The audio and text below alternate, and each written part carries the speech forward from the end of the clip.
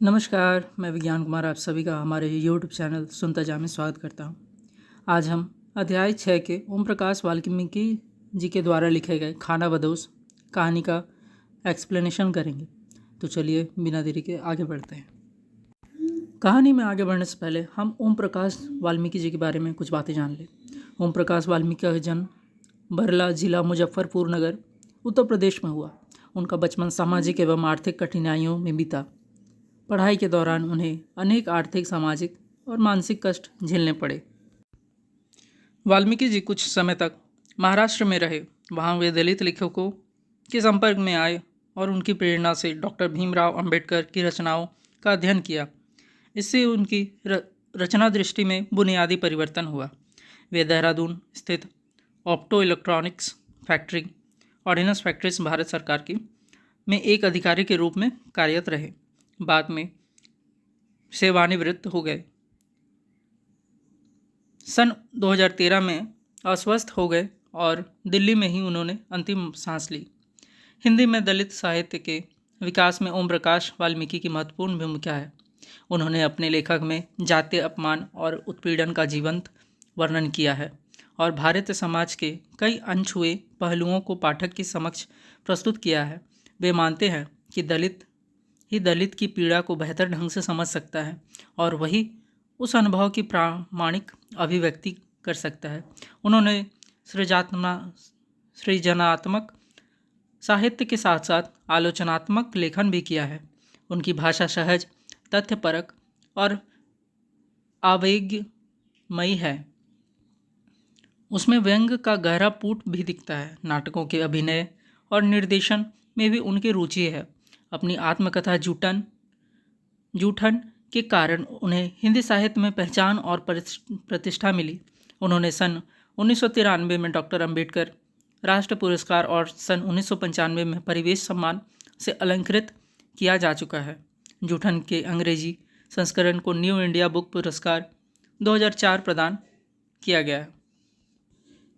उनकी प्रमुख रचनाएं हैं सदियों को संताप, बस बहुत हो चुका, सलाम, घुसपैठिए, दलित साहित्य का सौंदर्य शास्त्र तथा जूठन। पाठ्यपुस्तक में संकलित कहानी खानाबदोश में मजदूरी करके किसी तरह गुजर बसर कर रहे मजदूर वर्ग के शोषण और यातना को चित्रित किया गया है। मजदूर वर्ग यदि ईमानदारी से मेहनत मजदूरी करके इज्जत के साथ जीवन जीना चाहता है तो सूबे सिंह जैसे समृद्ध और ताकतवर लोग उन्हें जीने नहीं देते। कहानी इस बात की ओर भी संकेत करती है कि मजदूर वर्ग हमारे समाज की जातिवादी मानसिकता से उनसे नहीं उबर पाया है। कहानी में वास्तविकता उत्पन्न करने में इसके स्थानीय संवाद सहायक बने हैं। तो चलिए अब हम कहानी की ओर बढ़ते हैं, जिसका शीर्षक है खानाबदोश। शुकिया के हाथ में पथी कच्ची ईंटें पकने के लिए भट्टे में लगाई जा रही थी। भट्टे के गलियारे में झरोखेदार कच्ची ईंटों की दीवारों देखकर शुकिया आत्मिक सुख से भर गया था। देखते ही देखते हजारों ईंटें भट्टे के गलियारे में समा गई थी। ईंटों के बीच खाली जगह में पत्थर का कोयला, लकड़ी, बुरादा, गन्ने की बाली भर दी गई थी। असगर ठेकेदार ने अपनी निगरानी में हर चीज़ तरतीब से लगवाई थी। आग लगाने से पहले भट्टा मालिक मुख्तार सिंह ने एक एक चीज़ का मुआयना किया था। 24 घंटे की ड्यूटी पर मजदूरों को लगाया गया था, जो मोरियों से भट्टे में कोयला, बुरादा आदि डाल रहे थे। भट्टे का सबसे खतरे वाला काम था मोरी पर काम करना। थोड़ी सी असावधानी भी मौत का कारण बन सकती थी। भट्टे की चिमनी धुआं उगलने लगी थी या धुआं मीलों दूर से दिखाई पड़ जाता था। हरे भरे खेतों के बीच गहरे मटमैले रंग का यह भट्टा एक धब्बे जैसा दिखाई पड़ता था। मानो और सुकिया महीना भर पहले ही इस भट्टे पर आए थे, दिहाड़ी मजदूर बनकर। हफ्ते भर का काम देखकर असगर ठेकेदार ने सुकिया से कहा था कि सांचा ले लो और ईंट पाथने का काम शुरू करो। 1000 ईंट के रेट से अपनी मजदूरी लो। भट्टे पर लगभग 30 मजदूर थे जो वहीं काम करते थे। भट्टा मालिक मुख्तार सिंह और असगर ठेकेदार सांझ होते ही शहर लौट जाते थे। शहर से दूर दिन भर की गहमागहमी के बाद यह भट्टा अंधेरे की गोद में समा जाता था। एक कतार में बनी छोटी छोटी झोपड़ियों में टिमटिमाती डिबरियाँ भी इस अंधेरे से लड़ नहीं पाती थी। दड़ बेनुमा झोपड़ियों में झुककर घुसना पड़ता था, झुके झुके ही बाहर आना होता था। भट्टे का काम खत्म होते ही औरतें चूल्हा चौका संभाल लेती थी। कहने भर के लिए चूल्हा चौका था। ईंटों को जोड़कर बनाए चूल्हे में जलती लकड़ियों की चिटपिट जैसे मन में पसरी दुश्चिंताओं और तकलीफ़ों की प्रतिध्वनियाँ थी। जहाँ सब कुछ अनिश्चित था, मानो अभी तक इस भट्टे की ज़िंदगी से तालमेल नहीं बैठ पाई थी। बस सुखिया की जिद के सामने वह कमज़ोर पड़ गई थी। सांझ होते ही सारा माहौल भाएं भाएं करने लगा था। दिन भर के थके हारे मजदूर अपने अपने दड़बों में घुस जाते थे। सांप बिच्छू का डर लगा रहता था, जैसे समूचा जंगल झोंपड़ी के दरवाजे और आकर खड़ा हो गया है। ऐसे माहौल में मानो का जी घबराने लगा था। लेकिन करे भी तो क्या? न जाने कितनी बार सुखिया से कहा था मानो ने, अपने देश की सूखी रोटी की परदेश के पकवानों से अच्छी होती है। सुखिया के मन में एक बात बैठ गई थी, नर की ज़िंदगी से निकलना है तो कुछ छोड़ना भी पड़ेगा। मानो कि हर बात का एक ही जवाब था उसके पास। बड़े बूढ़े कहा कर रहे हैं कि आदमी की औकात घर से बाहर कदम रखने पे ही पता चले हैं। घर में तो चूहा भी सूरमा बना रहता। कांधे पर यो लंबा लठ धर के चलने वाले चौधरी शहर में सरकारी अफसरों के आगे सीधे खड़े ना हो सके। बूढ़ी बकरियों की तरह मिमियाए हैं और गांव में किसी गरीब को आदमी भी ना समझे हैं। सुखिया की इन बातों से मानो कमज़ोर पड़ जाती थी। इसलिए गांव देहात छोड़कर वे दोनों एक दिन असगर ठेकेदार के साथ इस भट्टे पर आ गए थे। पहले ही महीने में सुखिया ने कुछ रुपए बचा लिए थे। कई बार गिनकर तसल्ली कर ली थी। धोती की गांठ में बांधकर अंटी में खोस लिए थे। रुपया देखकर मानो भी खुश हो गई थी। उसे लगने लगा था कि वह अपनी ज़िंदगी के ढर्रे को बदल लेगा।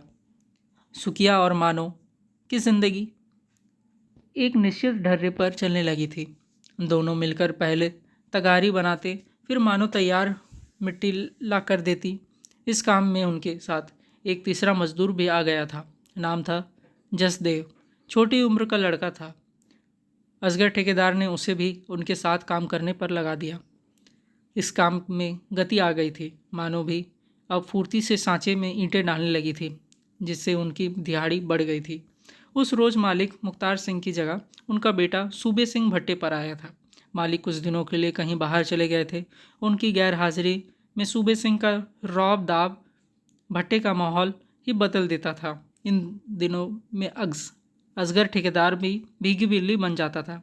दफ्तर के बाहर एक अर्दली की ड्यूटी लग जाती थी, जो कुर्सी पर अकड़ू बैठकर दिन भर बीड़ी पीता था। आने जाने वालों पर निगरानी रखता था। उसकी इजाज़त के बगैर कोई अंदर नहीं जा सकता था। एक रोज़ सूबे सिंह की नज़र किसनी पर पड़ गई। 3 महीने पहले ही किसनी और महेश भट्टे पर आए थे। 5-6 महीने पहले ही दोनों की शादी हुई थी। सूबे सिंह ने उसे दफ्तर की सेवा टहल का काम दे दिया था। शुरू में किसी का ध्यान इस ओर नहीं गया था, लेकिन जब रोज़ ही गारे मिट्टी का काम छोड़कर वह दफ्तर में ही रहने लगी, तो मज़दूर में फुसफुसाहटें शुरू हो गई थी। तीसरे दिन सुबह जब मज़दूर काम शुरू करने के लिए झोपड़ियों से बाहर निकल रहे थे, किसनी हैंडपंप के नीचे खुले में बैठकर साबुन से रगड़ कर नहा रही थी। भट्टे पर साबुन किसी के पास नहीं था। साबुन और उससे उठते झाग पर सबकी नज़र पड़ गई थी, लेकिन बोला कोई कुछ भी नहीं था। सभी की आंखों में शंकाओं के गहरे काले बादल घिर आए थे। कानाफूसी हल्के हल्के शुरू हो गई थी। महेश गुमसुम सा अलग अलग रहने लगा था। सांवले रंग की भरे पूरे जिसमें कि किसनी का व्यवहार महेश के लिए दुखदायी हो रहा था। वह दिन भर दफ्तर में घुसी रहती थी। उसकी खिलखिलाहटें दफ्तर से बाहर तक सुनाई पड़ने लगी थी। महेश ने उसे समझाने की कोशिश की थी, लेकिन वह जिस राह पर चल पड़ी थी वहाँ से लौटना मुश्किल था। भट्टे की जिंदगी भी अजीब थी। गांव बस्ती का माहौल बन रहा था। झोपड़ी के बाहर जलते चूल्हे और पकते खाने की महक से भट्टे की नीरस जिंदगी में कुछ देर के लिए ही सही ताजगी का एहसास होता था। ज़्यादातर लोग रोटी के साथ गुड़ या फिर लाल मिर्च की चटनी ही खाते थे। दाल सब्जी तो कभी कभार ही बनती थी। शाम होते ही हैंडपंप पर भीड़ लग जाती थी, जिसमें पर चिपकी मिट्टी को जितना उतारने की कोशिश करते वह उतना ही भीतर उतर जाती थी। नस नस में कच्ची मिट्टी की महक बस गई थी। इस महक से अलग भट्टे का कोई अस्तित्व नहीं था। किसनी और सूबे सिंह की कहानी अब काफ़ी आगे बढ़ गई थी। सूबे सिंह ने अर्दली ने महेश को नशे की लत डाल दी थी। नशा करके महेश झोपड़ी में पड़ा रहता। किसनी के पास एक ट्रांजिस्टर भी आ गया था। सुबह शाम भट्टे में खामोशी में ट्रांजिस्टर की आवाज़ गूंजने लगी थी। ट्रांजिस्टर वह इतने ज़ोर से बजाती थी कि भट्टे का वातावरण फिल्मी गानों की आवाज़ में गमक उठता था। शांत माहौल में संगीत लहरियों ने खनक पैदा कर दी थी।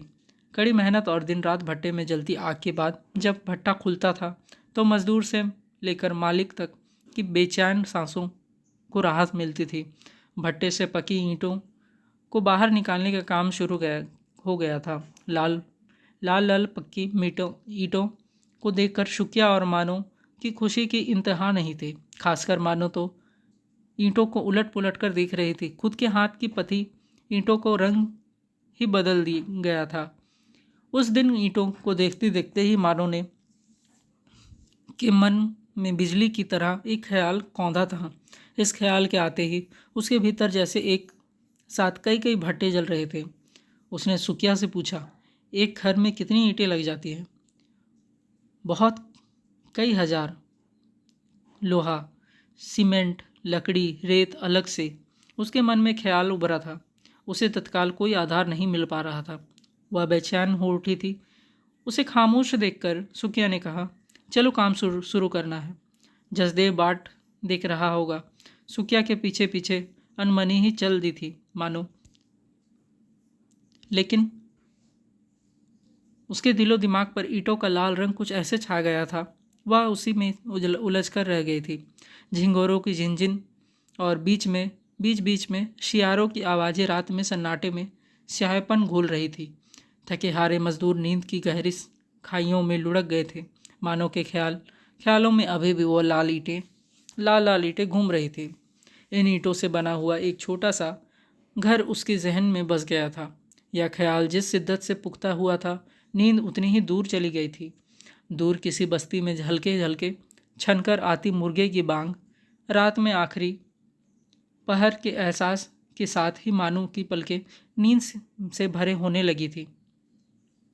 सुबह के ज़रूरी कामों से निपटकर जब सुकिया ने झोपड़ी में झांका तो वह हैरान रह गया था। इतनी देर तक मानो कभी नहीं सोती। वह परेशान हो गया था। गहरी नींद में सोई मानो का माथा उसने छू कर देखा। माथा ठंडा था। उसने राहत की सांस ली। मानो को जगाया। इतने दिन चढ़ गया है, उठने का मन नहीं है? मानो अनमनी से उठी। कुछ देर यूं ही चुपचाप बैठी रही। मानो का इस तरह बैठना सुकिया को अखरने लगा था। आज क्या बात है? जी तो ठीक है। मानो अपने ख्यालों में गुम थी। मन की बात बाहर आने के लिए छटपटा रही थी। उसने सुकिया की ओर देखते हुए पूछा, क्यों जी? क्या हम इन पक्की ईंटों पर घर नहीं बना पा सके हैं? मानो की बात सुनकर सुकिया आश्चर्य से उसे ताकने लगा। कल की बात वह भूल चुका था। सुकिया ने गहरे अवसाद में भरकर कहा, पक्की ईंटों का घर 2-4 रुपये में ना बनता है। इतने ढेर सारे नोट लगे हैं घर बनाने में। गांठ में नहीं है पैसा। चले हाथी खरीदने। महीने भर में जो हमने इतनी ईंटें बना दी हैं, क्या अपने लिए हम ईंटें ना बना सके हैं? मानो ने मासूमियत से कहा, यह भट्टा मालिक का है, हम ईंटें उनके लिए बनाते हैं, हम तो मजदूर हैं, इन ईंटों पर अपना कोई हक ना है। सुखिया ने अपने मन में उठते दबाव को महसूस किया। इन ईंटों पर तुम्हारा कोई भी हक ना है, क्यों? मानव ने ताजुब भरी कड़ुआहट से कहा। उसके अंदर भवंडर मचल रहा था। कुछ देर की खामोशी के बाद मानो बोली, हर महीने कुछ और बचत करें, ज़्यादा ईंटें बनाए, तब भी अपना घर नहीं बना सकते। अपने भीतर कुलबुलाते सवालों को बाहर लाना चाहते थे मानो।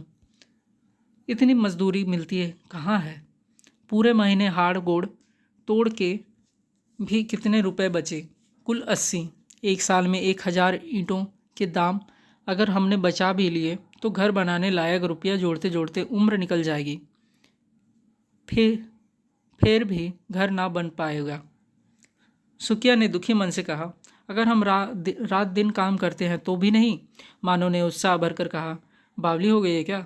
चल उठ, चल काम पे चलना है, टेम ज़्यादा हो रहा है, ठेकेदार आता ही होगा। आज पूरब की टांग काटनी है लगार के लिए। सुखिया मानो के सवालों से घबरा गया था। उठकर बाहर जाने लगा। कुछ भी करो, तुम चाहो तो मैं रात दिन काम करूँगी, मुझे एक पक्की ईंटों का घर चाहिए, अपने गांव में लाल सुर्ख ईंटों का घर। मानो के भीतर मन में हजार हजार वसंत खिल उठे थे। सुखिया और मानो एक लक्ष्य मिल गया था। आज के लिए इतना ही। आगे की कहानी हम नेक्स्ट डे पढ़ेंगे। और अगर आपको हमारे वीडियोस अच्छे लगे होंगे तो उसे लाइक करें और हमारे चैनल को सब्सक्राइब करें। और कक्षा 11वीं के छात्र छात्राओं के साथ इस वीडियो को शेयर करें। धन्यवाद।